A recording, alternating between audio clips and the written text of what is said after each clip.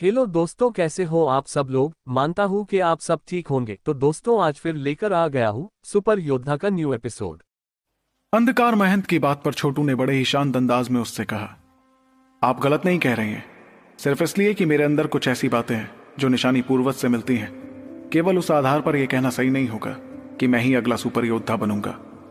तो क्या हुआ अगर प्राचीन निशानों ने मुझे चुना है? ये हैं तो बाहरी चीजें ही।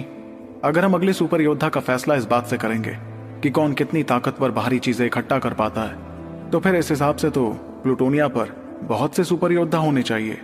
उसकी बात सुनते वक्त अंधकार महंत छोटू की तरफ ही देखती जा रही थी, जिसके बाद उसने बुलवा की तरफ देख कर कहा, इस लड़के की समझदारी इसकी उम्र से बहुत ज्यादा है, और सच कहूं तो तुम्हारी बातों से बेहतर तो मुझे इसकी बात लग रही है। फिर भी मुझे इस लड़के से ज्यादा दीदी पर भरोसा है कि वो अगली सुपर योद्धा बनने के ज्यादा काबिल हैं। अंधकार महंत की बात सुनकर बुलवा ने आं भरते हुए कहा, यह लड़का बर्फ की मलिका को जानता है और उससे मिल चुका है। उसने जैसे ये बात कही तो अचानक अंधकार महंत के शरीर से बेइंतहा शक्तियां बाहर निकलने लगी। उसके चेहरे पर ऐसी खुशी दिख रही थी जो शायद हजारों सालों में कभी नहीं दिखी थी। अंधकार महंत की आंखों में आग जलने लगी और उसने छोटू की तरफ यह एपिसोड सुपर योद्धा फैन क्लब से लिया गया है। टेलीग्राम की सर्च ऑप्शन में सर्च कीजिए सुपर योद्धा फैन क्लब, जिसमें 6400 प्लस मेंबर्स है। वो ही रियल चैनल है ऑनर एक्स सेट ऑफिशियल। इस चैनल पर हमेशा एक्स्ट्रा एपिसोड मिलता। जन्म की सच्चाई तो छोटू जानता था। जब भी वो सोचता कि उसकी अच्छी दोस्त जरीना बर्फ की मलिका बनने पर पूरी तरह बदल जाती, तो इस ख्याल से छोटू को बहुत ज्यादा तकलीफ होती। लेकिन बाकी सभी को तो इस बदलाव के बारे में जानकर बेइंतहा खुशी होने लगती। इतने में बुलवा ने छोटू की खामोशी देखकर अंधकार महंत की बात का जवाब दिया, न सिर्फ वो सही सलामत है, बल्कि बर्फ की मलिका का पुनर्जन्म इस लड़के की खास दोस्त भी है। इस पर अंधकार महंत की आंखों में हैरानी दिखने लगी और उसने इसी हैरानी के साथ छोटू की तरफ देखते हुए कहा, ये लड़का दीदी का खास दोस्त है।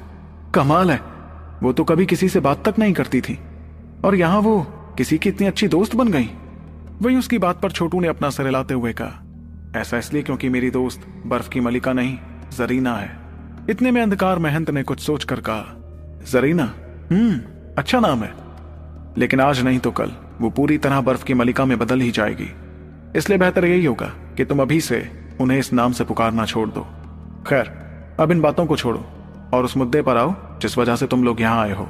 इस पर बुलवा ने मुस्कुराते हुए कहा, मैं भी इस पर ही आने वाला था। एक बात बताओ, तुम इस अंधेरे की कालकोठरी को काबू कर सकती हो ना? यह सुनकर अंधकार महंत ने अपना सिर हिलाते हुए हामी भरी।